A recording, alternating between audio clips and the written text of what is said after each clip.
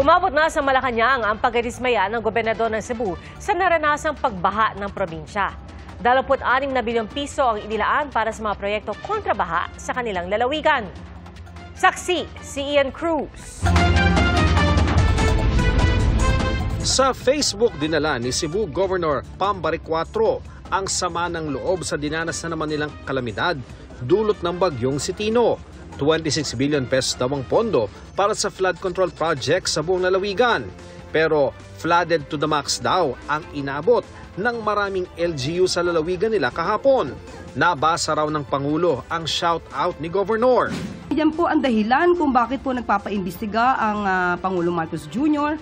Dahil nakita niya po yung epekto, may mga budget na inilaan para dito pero parang hindi gumagana.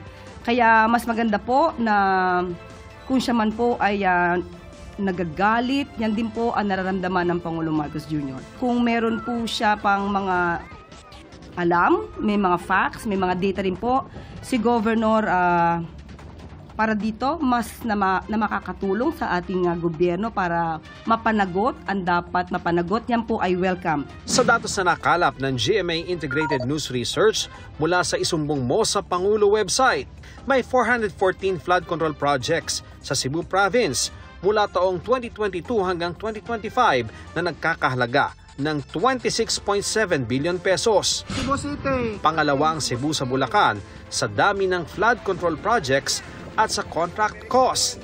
Kahit wala ang Cebu Province sa top 10 flood-prone provinces base sa National Adaptation Plan. 4 sa pinangalanan ng Pangulo na top 15 contractor sa bansa nakakuha ng 117 flood control projects sa Cebu na may kabuang halagang halos 9.6 billion pesos. Sa bayan ng Iloan kung saan may 35 ang naitalang nasawi, may 5 flood control projects na may halagang halos 398 million pesos at lahat base sa isumbong website ay tapos na. Ang dalawa sa pinakamahal na proyekto dito ay co-contractor ang dalawang kumpanya ng mga diskaya na Alpha and Omega at St. Matthew General Contractor. Sa bayan ng Compostela na may naitala ng 15 patay kaninang umaga, may 3 flood control projects na may halagang halos 137 million pesos.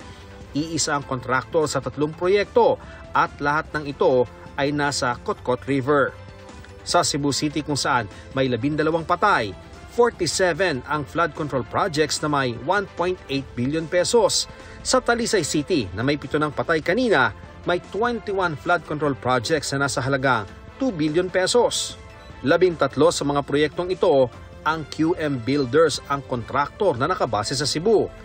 Ang QM Builders ang isa sa top 15 contractors. Sa Danao naman kung saan may 9 na nasawi, ay may 2 flood control projects na may halagang 172 million pesos. Maging ang Center Waste Construction na nakabase sa Sorsogon sa Bicol ay may proyekto rin sa mga bayan ng Alegria at Ronda. Ang 3 proyektong ito ay may halagang 212 million pesos. Sinusubukan ng GMA Integrated News sa makuhang panig ng DPWH ukol sa mga flood control projects sa Cebu. Para sa GMA Integrated News, ako si Ian Cruz, ang inyong saksi.